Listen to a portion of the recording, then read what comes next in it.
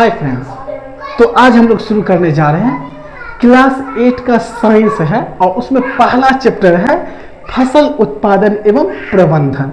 यानी ये चैप्टर ऐसा है कि तुम्हें लगेगा कि अरे मैं तो ये चीज़ें क्या हूँ खुद ही, यानी बहुत इजी चैप्टर में तुमको रटना भी नहीं पड़ेगा। अगर थोड़ा सा तुमको लिखने आता है, तुम मिला के लिख सकते हो तो बहुत आसान है, तुमको रटना नहीं पड़ेगा। ठीक है, इतना आसान है। और मैं ये दावा के साथ कह सकता हूँ कि तुम लोगों में से बहुत सारे लोगों ने, बहुत सारे बच्चे ने ये तुम खुद से ये सारी चीज़ें देखा होगा आंखों के सामने होते हुए और काम किया भी होगा। तो शुरू करते हैं। देखो, अध्याय 1 है फसल उत्पादन एवं प्रबंधन।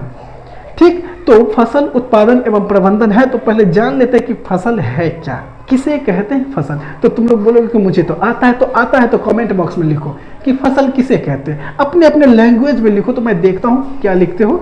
वैसे शुरू करते हैं। जब एक ही किस्म के पौधे किसी स्थान पर बड़े पैमाने पर उगाए जाते हैं तो इसे ही फसल कहते हैं। यानी एक ही किस्म का, एक ही तरह का पौधे जब एक ही स्थान पर बड़े पैमाने पर उगाया जाता है तो उसे ही फसल कहते हैं। अब देखो ना, गांव घर में खेत जाओगे या जब तुम ट्रेन से सफ़र करते रहोगे, देखोगे खेत या जंगल से होते हुए गुजरते हैं तो देखोगे कि धान है तो धान ही है, गेहूं है तो गेहूं है, यानी एक ही तरह का तुमको दिखेगा। जहाँ गन्ना लगा हुआ है गन्ना ही है। तो एक ही तरह का पौधा एक ही स्थान पर जब बड़े पैमाने पर उगाया जाता है तो इसे ही फसल कहते हैं। ठीक है, कितना आसान है ना? आसान तो बहुत ही आसान है। अब प्रश्न 2 है, कृषि पद्धतियाँ क्या है? कृषि पद्धतियाँ क्या है? तो मिट्टी तैयार करना, बुआई, खाद एवं उर्वरक देना, सिंचाई, खरपतवार से सुरक्षा, कटाई तथा भंडारण, ये सभी किसानों के द्वारा उपयोग में लाई जाने वाली कृषि पद्धतियाँ हैं। ठीक है, यानी किसान के द्वारा जितने भी काम किया जाता है, एक फसल को बोने से लेके, यानी बोने से पहले भी काम किया जाता है, उससे लेके काट के उसको घर तक रखने तक, घर में रखने तक जितने भी काम किया जाता है उस सबको ही हम कृषि पद्धति कहते हैं। जैसे देखो, मिट्टी तैयार करना, अब फसल बोना है तो ऐसे ही तो नहीं छीट देगा ऐसे करके, तो अब बोलोगे कि नहीं ऐसे भी हम डाल देंगे तो हो जाएगा, 1-2 हो जाएगा, बहुत सारे बर्बाद हो जाएगा। ठीक है, तो बोने के लिए हमको मिट्टी को वो फसल के लायक बनाना पड़ता है, यानी मिट्टी को तोड़ के एकदम से छोटे छोटे टुकड़ों में तोड़ना पड़ता है। तो उसके लिए पहले क्या होता था, किसान होता था और खेत में हल बैल लेके चलाते रहते थे। लेकिन अब क्या है, ट्रैक्टर आ गया, ट्रैक्टर एकदम 4-5 राउंड मार दिया, पूरा मिट्टी जो है ना एकदम से आटा जैसा हो जाता है, पूरा टूट के। ठीक है, कितना एकदम पतला कर दिया। उसके बाद क्या हुआ, मिट्टी तैयार हो गया, अब उसमें बोएगा जो भी फसल, गेहूँ, धान, जो भी, या फिर कोई दाल की खेती करेगा तो दाल उसमें बोता है, तो उसी को बोलते हैं बुआई। खाद एवं उर्वरक, अब क्या है कि उसमें उर्वरक यानी खाद भी डाला जाता है। ठीक है, ताकि फसल ग्रो करे। फिर सिंचाई, उसमें पानी की जरूरत होती है तो पानी डाला जाता है। खरपतवार से सुरक्षा किया जाता है, यानी फसल के साथ साथ कुछ घास वगैरह भी उसमें जन्म ले लेता है खेत में, तो उसको हटाया जाता है, तो उसे ही बोलते हैं खरपतवार से सुरक्षा। फिर लास्ट में जब हमारा फसल पक जाता है तो उसको हम काट लेते हैं, फिर उसको घर में अनाज को रखते हैं। तो ये सारी चीज़ें जो किसान के द्वारा किया जाता है, इसे ही हम बोलते हैं क्या, कृषि पद्धति। है ना आसान? बहुत आसान है।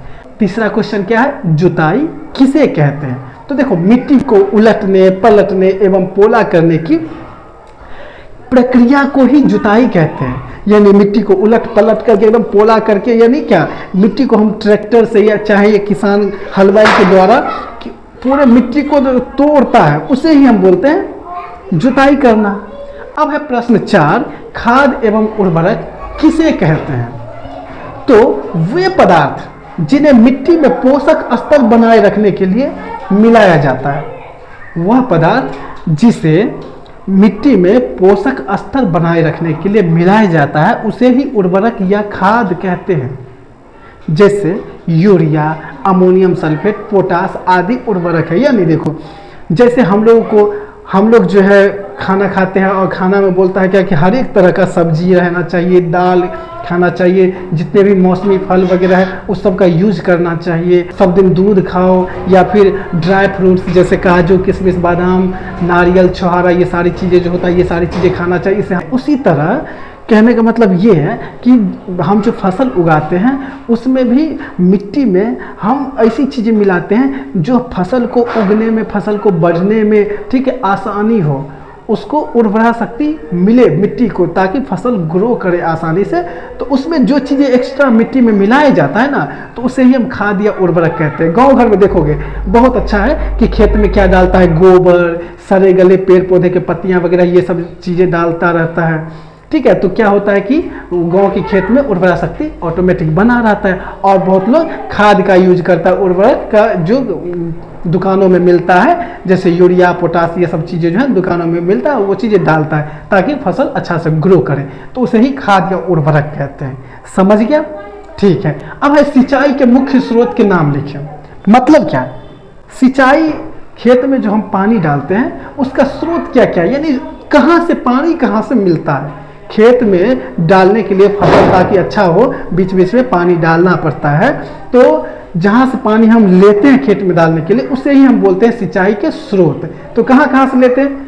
पहले कुआं था तो कुआं से पानी का यूज किया जाता था, जलकूप, वही जहाँ पे जल रहता है इकट्ठा, कुआं, तालाब, झील, जहाँ पे मान लो कि झील है तो वहाँ आसपास में अगर खेती हो रहा है तो झील से पानी ले रहे हैं, नदी, जहाँ पे नदी है नदियों का यूज किया जाता है पानी के लिए, बांध और नहर आदि सिंचाई के मुख्य स्रोत है। तो यहाँ से पानी लेके खेत में डाला जाता है। अब ऐसा तो है ना कि नदी कहीं दूसरे गांव में है, किसी दूसरे शहर में है और इस शहर में हमको पानी का जरूरत है तो नदी से लेने जाएंगे, ऐसा तो है ना। तो हमारे आसपास जो भी चीज़ें होगा तो उसी से हम पानी डालेंगे खेत में, ठीक है।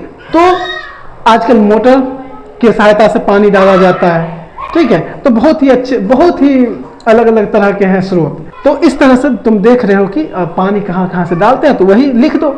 इसमें भी रटने वाली बात नहीं है कि हम कहाँ क्या करें नहीं करें, तो माइंड सोच भी तो सकते हो कि हम खेत में कहाँ से पानी ला के डालते हैं, बस वही सिंचाई का स्रोत हो गया। तो दोस्तों आज जो है इतना रहने देते हैं, और अगले वीडियो में मैं इसका अगला वीडियो डालूंगा, अगला यानी क्वेश्चन आंसर 6 नंबर से आगे करेंगे। इसको प्रत्येक दिन तुम नोट करो, बार बार लिखो, ठीक है, और इसको याद करो, देखो बहुत आसान हो जाएगा। तो टाटा बाय बाय, मिलते हैं फिर अगले वीडियो में।